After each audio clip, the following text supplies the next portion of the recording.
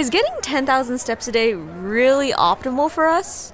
As Dr. Ayman Lee explains, that concept was invented by a pedometer company as a marketing scheme. But what does the science say? And just how much physical activity should we be doing? How does the amount we do affect disease risk?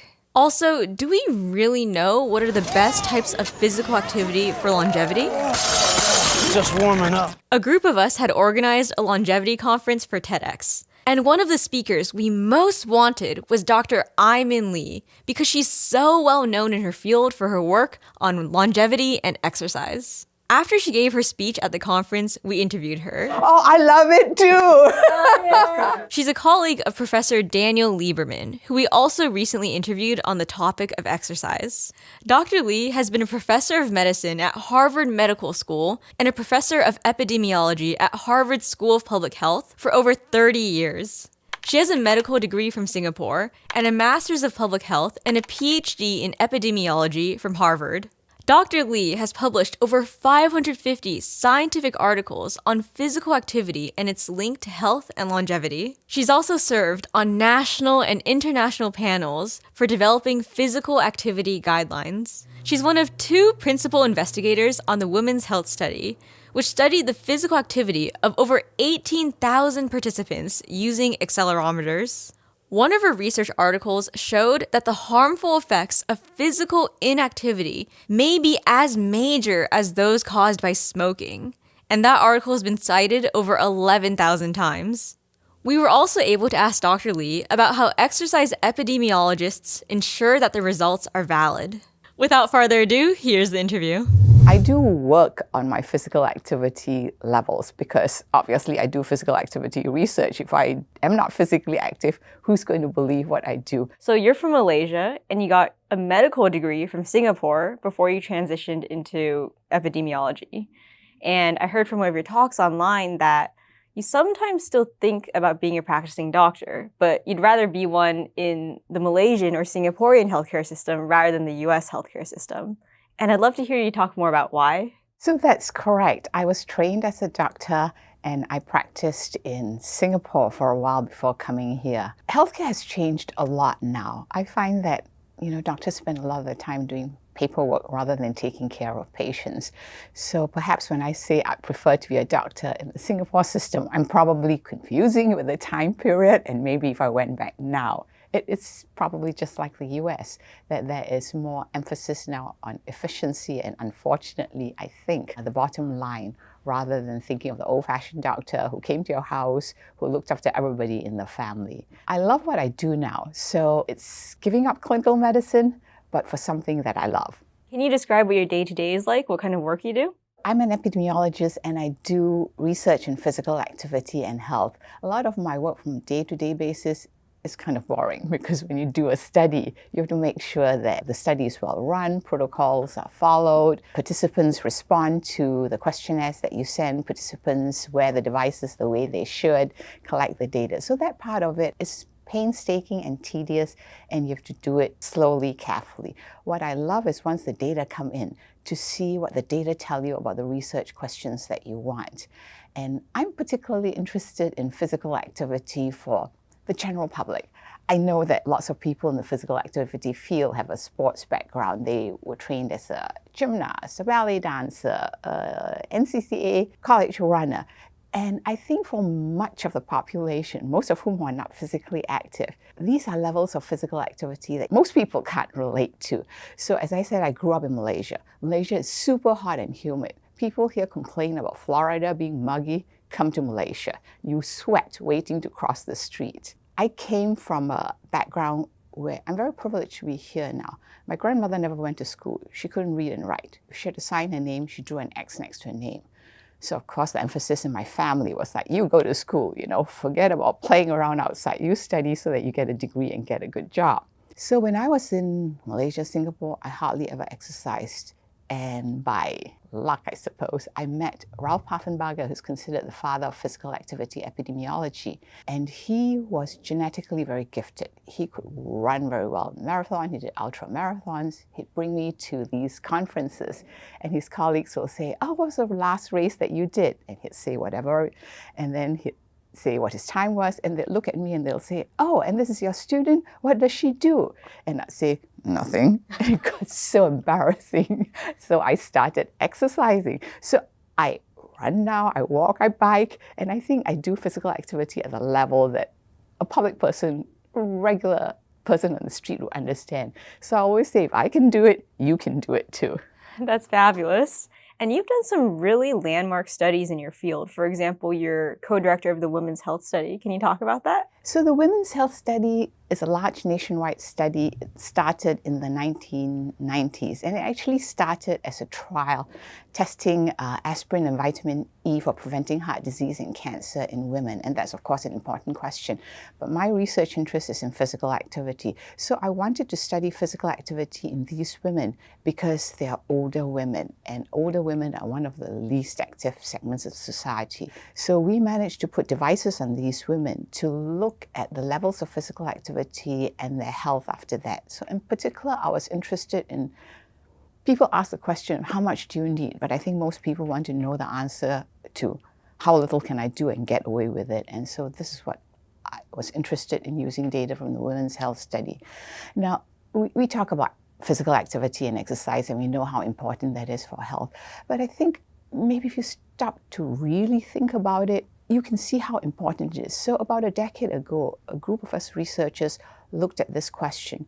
We compared it to smoking.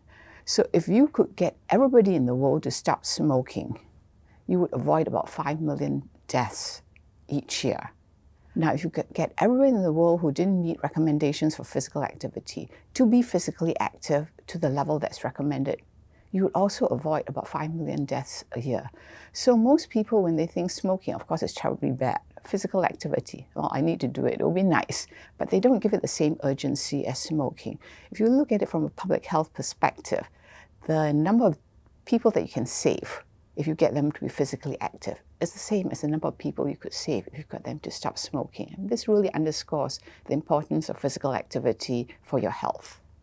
That's really powerful. And is that smoking number of deaths versus physical inactivity number of deaths, is that coming from the Women's Health Study or your work in general? So this was a project that we did about more than 10 years ago at this point. It was a worldwide project. It involves investigators throughout the world, and it was looking at data sets throughout the world to try to estimate the number of deaths attributable to physical inactivity, and to put it in a way that people will understand, that governments, policy makers will understand. Because when we try to communicate our message, if you hone it to a one-line message that underscores its importance, and you say smoking kills as many people in the world each year as does physical inactivity, I think that's something that policymakers can understand. It's sort of like a bullet point that you can remember.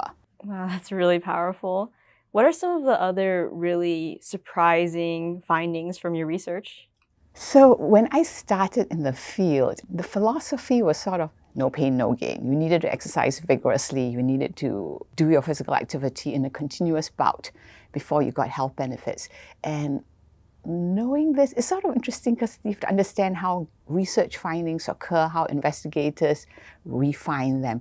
Early on, a lot of people on the expert panels that looked at exercise and health, they were primarily exercise physiologists, and they were interested in improving fitness levels. And the participants that they got from this for their studies tended to be captive audiences. They're graduate students. So the graduate students at that time were mainly young men. Young men were already fit. How do you get them fitter? They need to exercise vigorously to get them even fitter. So the early data that we based our guidelines on, the no pain, no gain guidelines, were primarily based on these sorts of data. Then epidemiologic studies on physical activity and health conducted in the general population started coming out. And so this is when we had the you could be physically active at a moderate intensity level. Walking is just as good. And then when devices started coming out, we see that you don't need to do your physical activity in a whole bout. You can do it in short bouts and add them up. It is a total that's important. When I was younger, I suppose maybe because I was also more physically capable, I sort of strongly believed in the no pain, no gain. And as data started coming in, I suppose what surprised me is that there's almost like no bottom line. So any little thing you can do is good. And I find this is such a powerful message because now we also have personalized medicine. It's not like one size fits all. So for each individual, have your own goal. You know what you're like. If you want to be healthy, don't try to be like the Kenyan marathon runner. If you're someone who's a couch potato, you know that you need to start slow and increase at a low point. So add anything you can. In our research, we found that adding any number of steps to your daily routine, say just 2,000 steps, can improve your health. Now, 2,000 steps for most people is roughly equivalent to a mile. And you might think, walking a mile, that may be a lot for someone. But remember, when you wear your devices, you're measuring every step. You're not measuring just the steps that you take for exercise. You're measuring every step that you take. So if you go to the kitchen to wash your mug, you're measuring those steps. You go to the bathroom, you're measuring those steps. The 2,000 steps can add up really quickly. Well, that's really encouraging that just any amount of steps is really helpful to our health. You also have this really cool book that you published. Can you tell us about it? Epidemiology is actually a discipline. We think of it as related to health, to medicine. But actually, epidemiology is a way of thinking of data. We have experiments that we can do where the data can be more solid. But a lot of times we have to rely on data that we collect, say maybe from electronic health records, from registries, or from studies where people fill in questionnaires, and obviously people with good physical activity habits also may be more healthy in other ways. They smoke less, they eat better. So epidemiology is a way of thinking about data, which I really like. It's like trying to find out the truth. How do you find out the truth? You exclude alternative explanations. Obviously, things like chance, there's a statistical thing. But there's also biases that you have to think about. Like we said, people who are physically active also are active in other ways. So how do you tease apart the truth? And so this is a textbook looking at epidemiologic methods specifically as applied to studies of physical activity and health. So what are some unique considerations when you specifically apply it to physical activity? And I'm particularly interested because currently it seems like the trend online is to attack epidemiology and say, oh, you can't use causal inference, you can't use questionnaires, they're all inaccurate. So I'd love to hear how you find truth in the data. So one of the big things actually is totality of evidence. I think we live in a fast-moving world and everybody's very interested in what the latest study says. And the latest study gets, shouted out. And it's not the latest study that's important. Of course, we can try to tease out the biases in each and every study. But to me, all these studies are like a jigsaw puzzle. One piece doesn't tell you everything. You need to have all the pieces before you see the picture. So I never get too excited by the findings from one study, unless it's the largest, most expensive, best, most beautifully designed experiment. Most of the time, studies aren't like that. You have to look at the pieces of data. So it's not just epidemiologic studies. Is it supported by biological evidence? Is it supported by basic science? It's the totality of evidence that gives you the whole picture. The women's health study, I believe it was 18,000 participants. Are you currently working on any large-scale studies? We are looking at the women's health study to look at many different endpoints, not just heart disease and cancer, which are the major causes of death throughout the world, but things like physical function, cognitive function, frailty, especially as they grow older.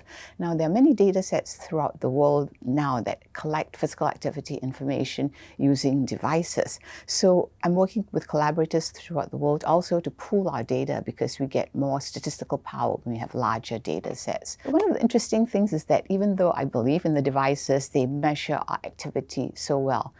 There are a couple of things that they can't do. First of all, they don't measure muscle strengthening exercises very well. And we know that muscle strengthening exercises is important not just for function as people grow older, but increasingly we're seeing that it is also predictive of chronic diseases. The second thing is the devices at the moment don't give you a good view of the context that you do it in. So am I doing it as part of occupation and am I doing it during leisure for transportation? There's some data recently that suggests that occupational physical activity isn't as protective for health as leisure time physical activity, particularly in men. So we're not clear what that is. And one of the hypotheses I have is because the activity when you're doing the occupation, much of it is lifting and carrying, not the aerobic kinds of physical activity. And also, although investigators have tried to tease out sort of like the stress related to it, you can imagine that people who do a lot of physical activity in their job are also people who probably don't control their work environment a lot, and this might contribute to that. So even after statistically trying to adjust for that, we still see studies where physical activity in your work is not necessarily protective against a chronic disease. So going back to what this means with wearables at the moment don't tell you the context of it. Wearable data are great, but I think we still need additional data from perhaps asking people questionnaires. And I'm excited to see developers of wearables perhaps be able to gather more information through the wearables, not just the activity itself, but maybe things like light. Of course, we know sleep, but the context in which it occurs. And I would like to see if muscle strengthening exercises can be captured more precisely. That would be really exciting. There are some studies out there which have compared different types of sports and which ones seem to confer the most longevity benefits. And those studies seem to suggest sports like tennis and badminton will lead to the greatest increases in life expectancy. Have you seen these studies, and what do you think about them? Yeah, so the studies where I think the data are the best are the ones that actually pool the energy expenditure from all the different sports. And why is that so? That's because any study, large as it is, the number of people who play these specific sports, they're relatively small. The biggest group would be the walkers, because most people walk. All these other sports have smaller numbers of people, and by chance alone, you could get a significant finding. Having said that, the other thing that I would think about also is, we talked about epidemiologic principles. So the people who play tennis are people who play badminton. It could be the sport itself, or it could be that these sports are ones that you don't do alone. They tend to occur in a social setting. So is it the sport itself or the social connection that's helped them? Also, these are sports that you can play well into your older ages. You know, if you play basketball, for example, most people would probably stop basketball before they're older. But tennis, doubles tennis, you can actually play till you're older. So is it also because this is a sport that you can continue to your old age? I personally would not say that I strongly believe that there's these sports that lead to longer life, but I would say it's worth further investigation. If you like those sports, play them. It could be the social aspect of the sport, and it could be the longevity of your being able to participate in these activities. Oh, interesting. Thank you for the detailed breakdown. That's why epidemiology, guys. It's true that epidemiologic studies are subject to potential errors, but one of the important things we have to remember is if people don't remember things well, any associations that you see will tend to be diluted. So if you do see an association, the true association is probably stronger than what you've seen, which is why if you see an association, and this is not due to the other biases that you've already cleared out, the association is likely to be stronger than what you've seen. So a good example is physical activity. So physical activity in the past, before we had devices, people reported on their physical activity. Now, if you report on your physical activity, you may remember if you go for a run 3 days a week, but you might remember less well, sort of like the casual walking that you do or the walking for transportation. These studies of physical activity, which ask people about what they did before the health outcomes.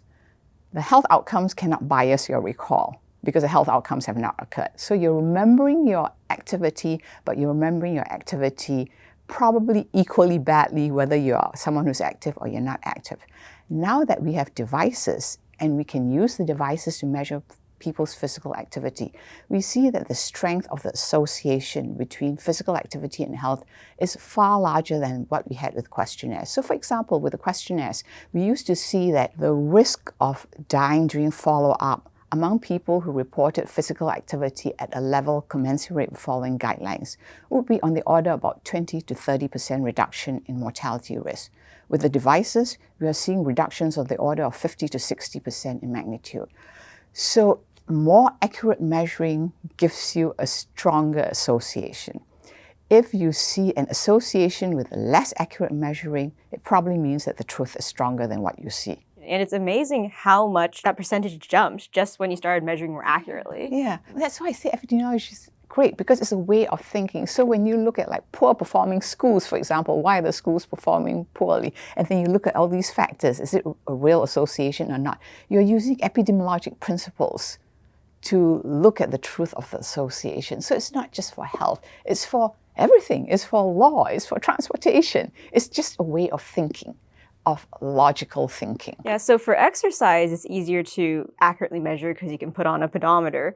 But food, people seem to still have to rely on their recall when filling out those food frequency questionnaires. So how can that be accurate? It's true that food frequency questionnaires are not accurate in the sense that they don't measure exactly what a person eats. If you measure that food, watch them. But many of the diet studies, the data on food are collected again before the disease outcome has occurred. So the fact of your disease outcome cannot influence your recall. You are thinking about the foods that you ate inaccurately, but inaccurately across the spectrum. So if you see any associations, the associations that you see are probably weak compared to what truth is. And again, we don't rely on one single study. You have to look at the totality of evidence, the biochemistry of it, the biological processes by which you believe the food influences the health outcome. And if everything makes a coherent picture, it's more likely true than not. You will never get a gold standard study. So the gold standard study will be a randomized controlled trial. You take a group of people, you randomly assign them to different food regimens or different diets. You can do that probably for short periods of time because an experiment gives you good results only when people comply with what it is that you've assigned them to over the period that you've assigned them to. If you do an experiment and you assign people to these different groups, let's say for simplicity, 2 groups, you eat this food, you don't eat this food. But over a longer period of time, this group says, I don't like it, and half of them stop taking it.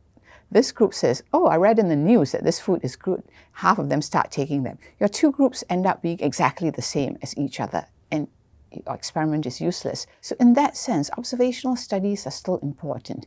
They collect data on large numbers of people in the real world setting and for a reasonable amount of money that you can do the study. It's not the result of a single study. You have to look at data from all studies and try to form a coherent picture and make sense of the data that you get. It's just not useful demonizing one arm of study and not others. You just have to look at the totality of evidence.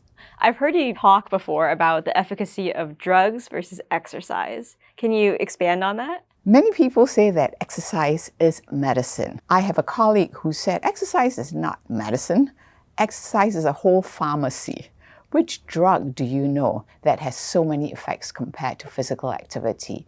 And you could say, okay, how good is physical activity? Well, there have been studies that have statistically compared the effect of, say, physical activity, for example, compared to blood pressure drugs. And the effect of physical activity is equivalent to taking an antihypertensive, at least for people who are in the mild to moderate hypertension range. So physical activity is a really potent way of helping us to improve our health. And you'll notice that I don't say exercise, I say physical activity. I think because we've sort of evolved into our thinking. We talked earlier about no pain, no gain, and that's the exercise paradigm.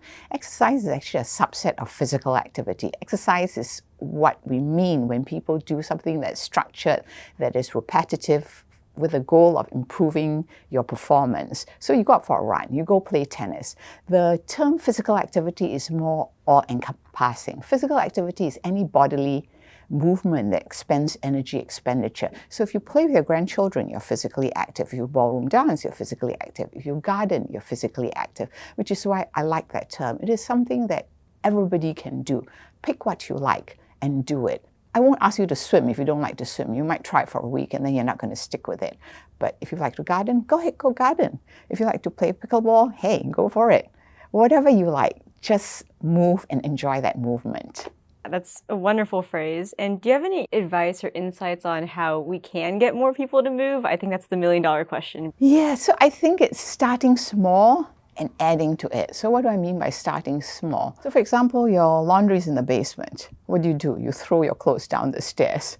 Then at the end of the week, you go gather it and go do your laundry. Why not walk down the stairs and put your clothes there each day when you want to do your laundry? That's like a habit that you can pick up. Most people, when you go to the grocery store, you'll circle around and look for the closest spot. Why not park in the first spot that you see and then walk the rest of the way?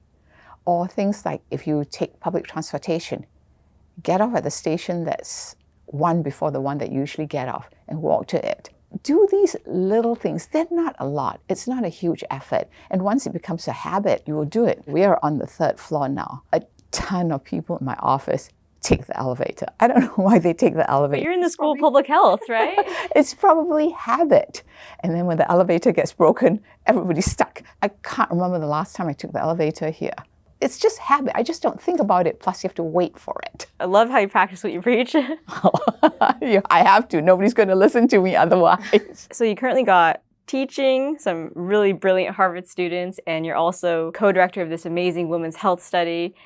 What are your other current projects, and what are your future goals? One of the projects I'm really interested in now is, we talked about muscle strengthening exercises. So our physical activity guidelines tell us to do aerobic physical activity as well as muscle strengthening exercises. Most of the data in the field relate to aerobic physical activity. We know relatively little about muscle strengthening exercises. So in the past, we knew it's important, we know it's important for older people to maintain their function, but increasingly we're beginning to see that it's important for reduction of chronic diseases as well. Our guidelines tell us to do muscle strengthening exercises that involve all major muscle groups on 2 days of the week.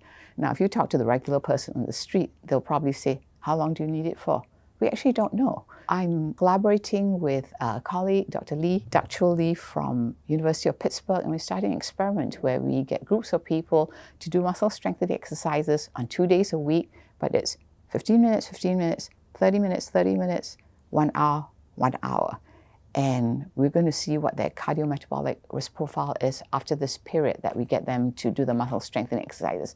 I personally am rooting for the 15-minute group because that's a level I think that a lot of people would agree to work on. You mean 15 minutes and then break? 15 minutes, because remember our guidelines tell us to do muscle strengthening exercises on 2 days of the week. So they come in for 2 days, and what do? They do muscle strengthening exercises 15 minutes as well as other aerobic activity. The second day they come in, 15 minutes also. Another group comes in and does it for 30 minutes and aerobic activity, 30 minutes and aerobic activity. The third group comes in, does it for an hour, aerobic activity, an hour aerobic activity. So imagine if you're the 1 hour group, that's a ton of time in the gym. But if you're a 15-minute group, woohoo, 15 minutes and I'm out. So I'm rooting for this group to succeed. I'm rooting for that group too. And is there anything else about epidemiology that you want to debunk? Epidemiology is not going to tell you the truth about everything, but epidemiology is a very powerful tool that can help you discern the truth. You advise us to look at the totality of evidence, but nowadays we're always bombarded with the latest study, the latest headline, chocolate's good for you, it's bad for you. How do you make sense of this all and actually focus on the total picture? That's a really hard question.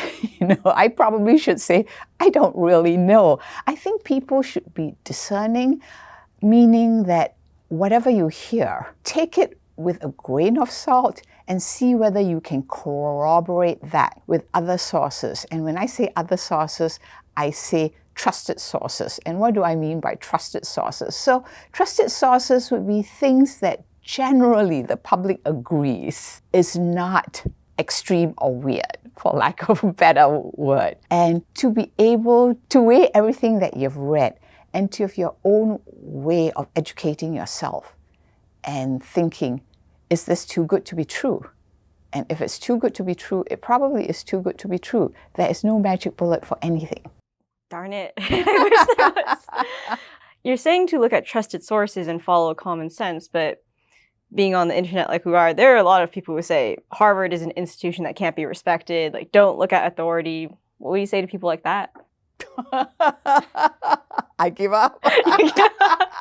I think perhaps sometimes that's a fair criticism because maybe we work in our own environment too much and we get too involved in what it is that we do.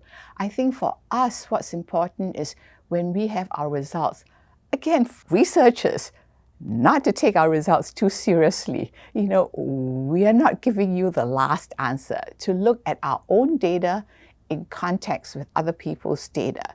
If it doesn't agree, be humble enough to say, maybe I'm wrong. I need to look at this more carefully. So I think maybe we researchers also need to do a better job of communicating, speaking in language that most people can understand and being humble about our results. Yeah, because epidemiology, nowadays a lot of people trash that field, and it might come from a lack of just education about its basic principles. Yeah, I think many people might not understand exactly what epidemiology is.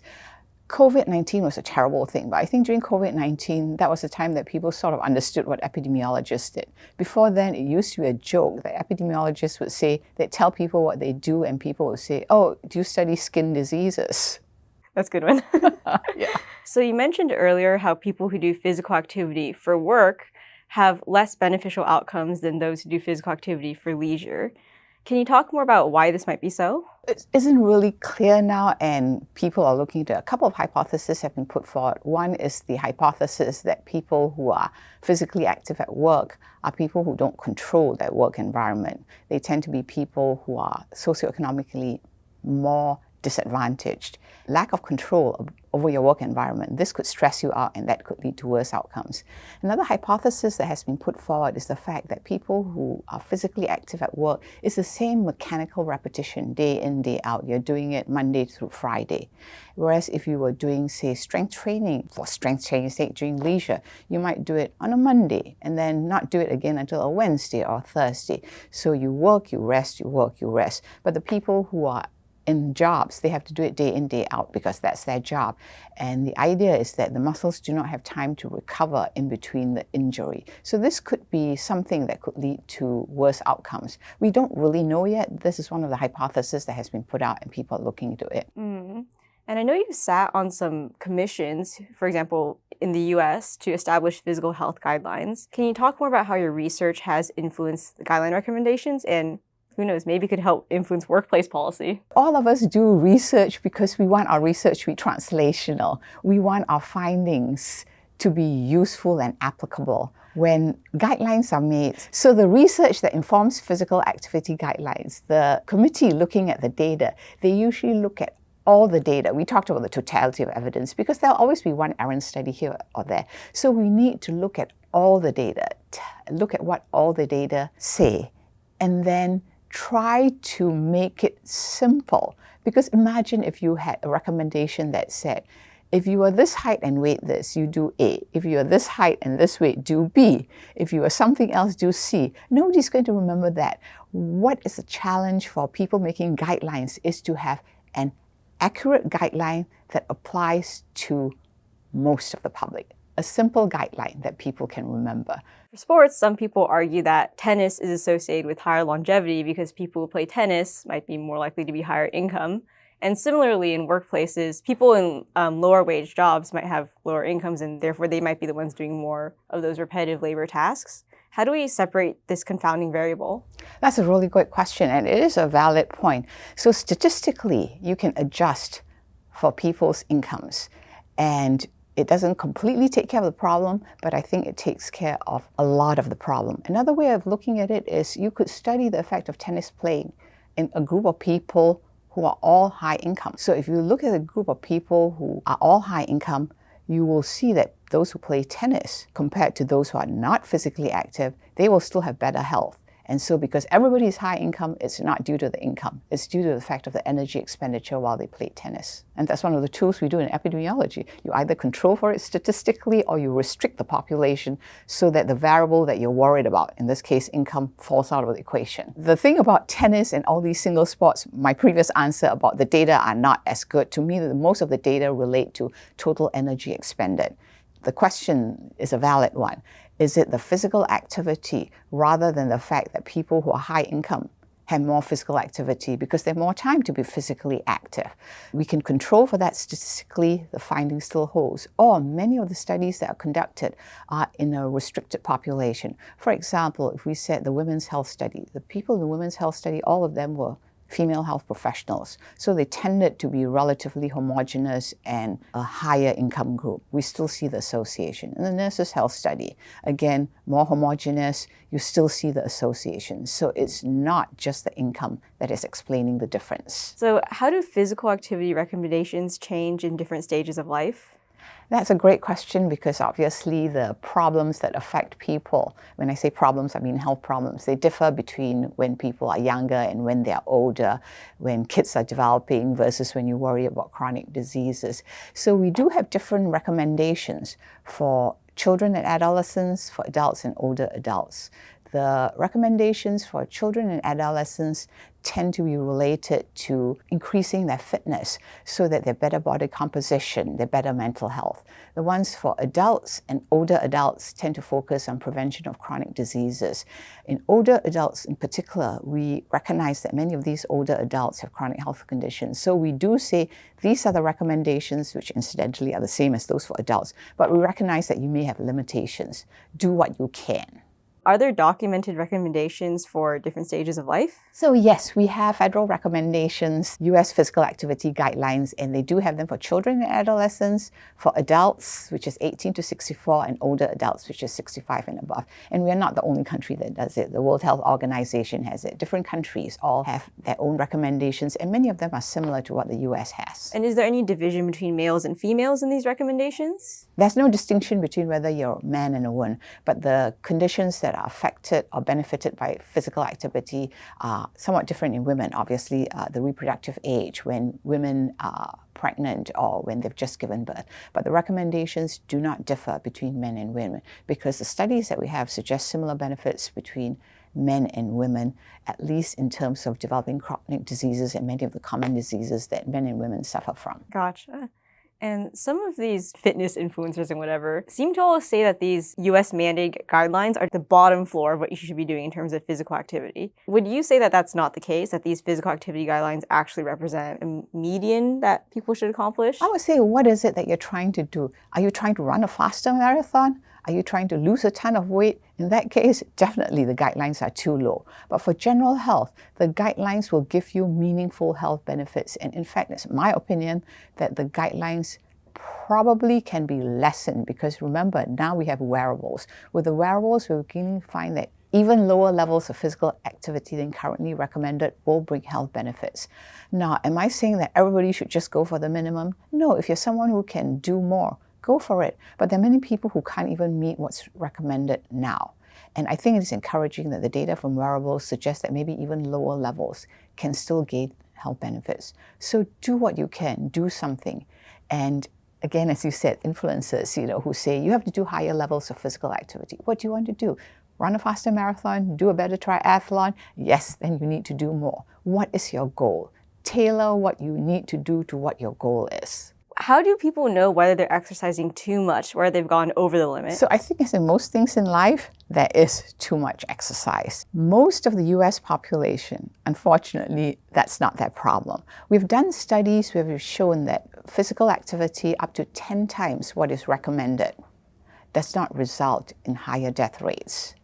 But it is true, I think, that extreme athletes, for example, people who do very long ski races, people who do marathons, ultra marathons, there is the question of whether there might be harmful effects, in particular cardiac effects, cardiac arrhythmias. There's some indication that that might be so, but it's not clear. And interestingly, this seems to occur in men, not in women. So we still don't know the answer yet, but researchers are looking at it.